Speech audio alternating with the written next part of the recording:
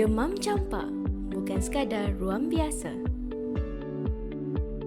Tahukah anda, rank kes measles atau demam campak di Malaysia telah meningkat dari 2002 kes pada tahun 2023 kepada 3,791 kes pada tahun 2024. Demam campak boleh menjangkiti semua peringkat umur.